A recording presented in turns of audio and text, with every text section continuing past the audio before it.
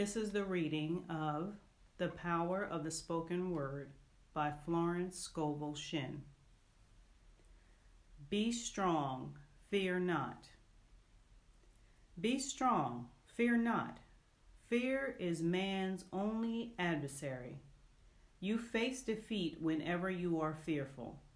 Fear of lack, fear of failure, fear of loss, fear of personality, fear of criticism.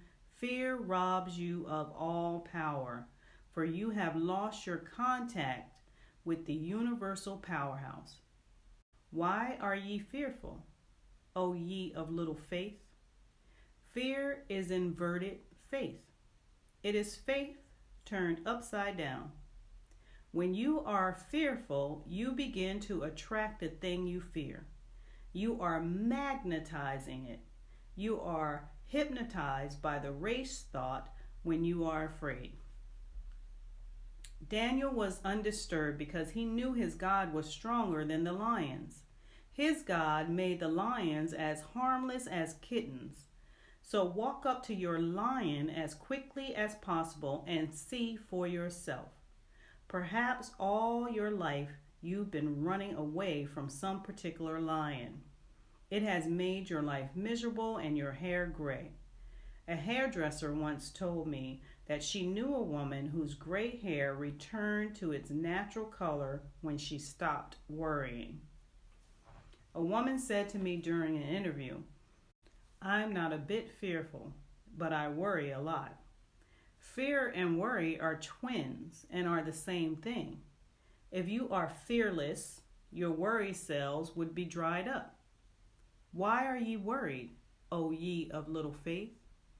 I think the most prevalent fear is the fear of loss.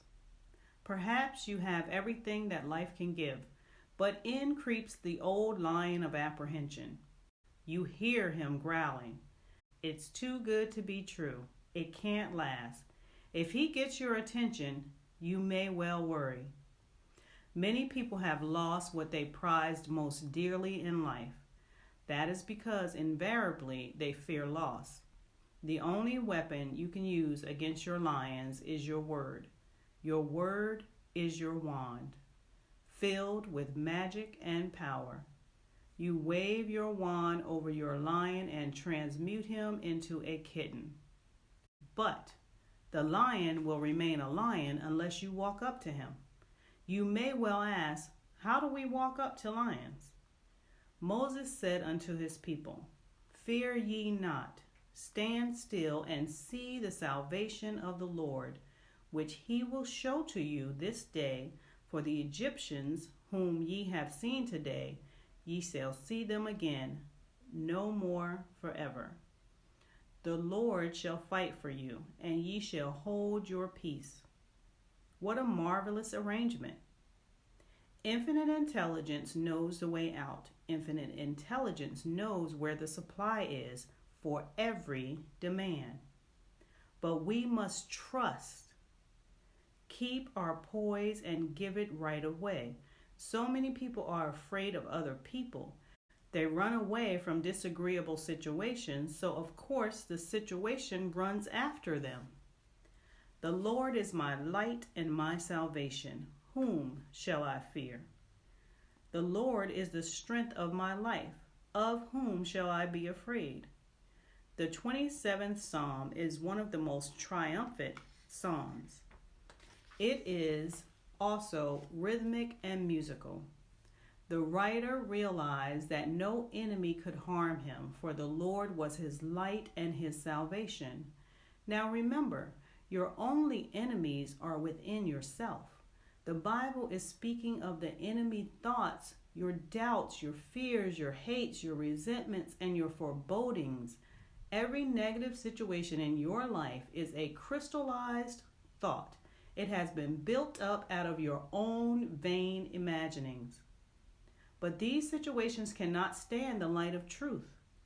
So you face the situation fearlessly, saying, "The Lord is my light and salvation. Whom shall I fear?" Jesus Christ was the greatest of metaphysicians. and gave us definite rules for controlling conditions through word and thought. Thou hast made me wiser than mine enemies. First of all, you must be wiser than your enemy thoughts, the army of the aliens. You must answer every negative thought with a word of authority.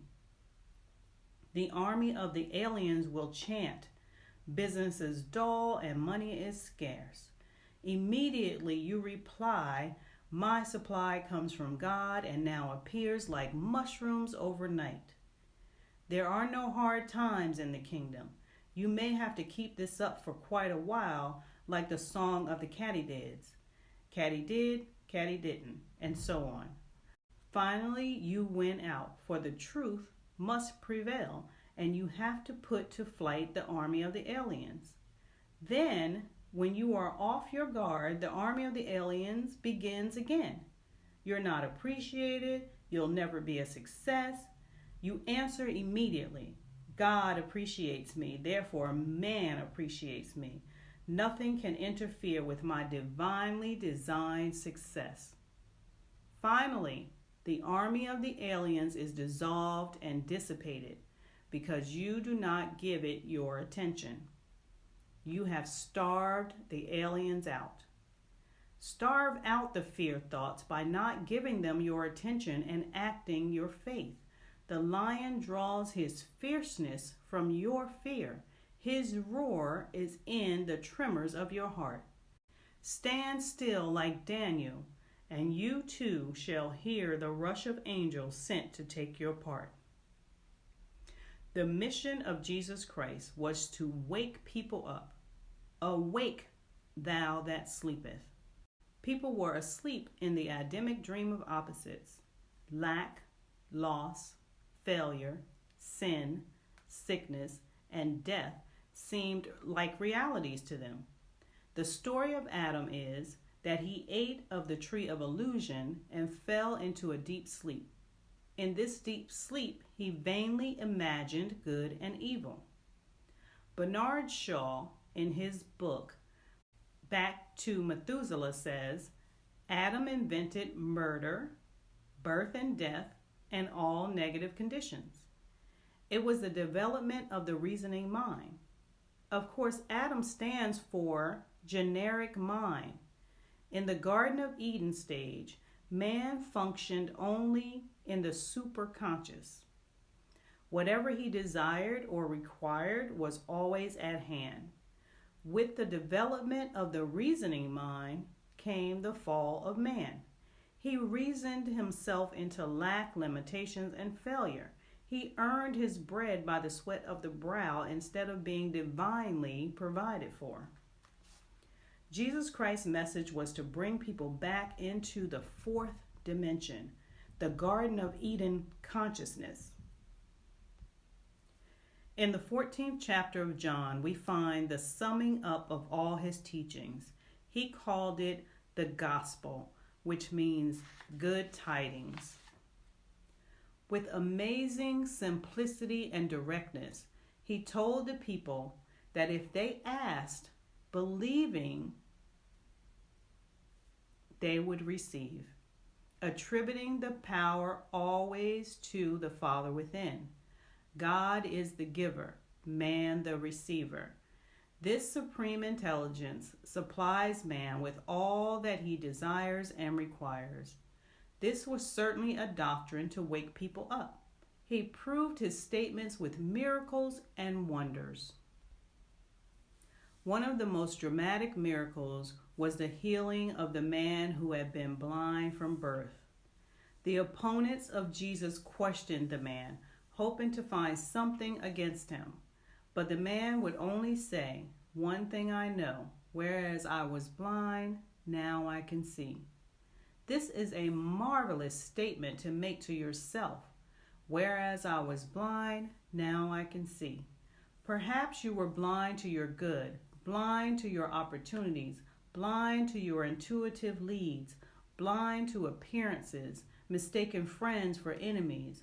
When you are awake to your good, you know there are no enemies, for God utilizes every person and situation for your good. Hindrances are friendly and obstacles stepping stones. One with God, you become invincible. This is a very powerful statement. God's invincible power sweeps all before it. I ride the waves into my promised land. Riding the waves, they take you to your destination, free from the undertow of negative thinking which would pull you down. Your thoughts and desires are always taking you somewhere. Prentice Mulford says, the persistent purpose, that strong desire, that never ceasing longing, is a seed in the mind. It is rooted there. It is alive. It never stops growing. There is a wonderful law involved in it. This law, when known, followed out, and trusted, leads every individual to mighty and beautiful results. The law, followed with our eyes open, leads to more and more happiness in life, but followed blindly with our eyes shut leads to misery. This means that desire is a tremendous vibratory force and must be rightly directed. Take this statement: I only desire that which infinite intelligence desires through me. I claim that which is mine by divine right and under grace in a perfect way. You will then cease desiring the wrong things, and the right desires will take their place. Your dreary desires are answered drearily. Your impatient desires are long delayed or violently fulfilled. It is important never to lose sight of this. Many unhappy situations have been brought about through dreary or impatient desires. I will give you an example of a woman who was married to a man who wanted her to go somewhere with him every evening. It wore her out, and night after night she wished impatiently that she could stay at home and read a book. The desire was so strong it commenced to bud. She lost him and his support, but she had the time to stay at home and read a book. Nothing has ever come uninvited into your life. Prentice Mulford also has some interesting ideas on work. He said, to succeed in any undertaking, any art or any trade or any profession, simply keep it ever persistently fixed in mind as an aim, and then study to make all effort toward it play or recreation. The moment it becomes hard work, we are not advancing. As I look back on my experiences in the art world, I see how true this is. From the Academy of Fine Arts in Philadelphia came 8 men, all of about the same age, who became distinguished and successful artists. They were called the 8 in contemporary art. Not one of them was ever known to work hard. They never drew from the antique. They never did anything in an academic way. They simply expressed themselves. They painted and drew because they loved it, for the fun of it. They tell an amusing story of one of them who became a well-known landscape artist, taking many medals and honorary mentions at exhibits. He had a one-man show in New York at one of the big galleries and was seated reading a paper. An enthusiastic woman rushed up to him and said, "Can you tell me anything about the wonderful man who painted this adorable pictures?" An enthusiastic woman rushed up to him and said, "Can you tell me anything about the wonderful man who painted these adorable pictures?"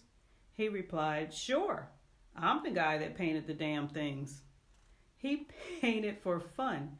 He didn't care whether people liked his pictures or not. Whereas I was blind, now I can see my right work, my perfect self-expression. Whereas I was blind, now I can see clearly and distinctly the divine plan of my life. Whereas I was blind, now I can see that God's power is the only power and that God's plan is the only plan. The race thought is still with a belief in insecurity. Awake, thou that sleepeth.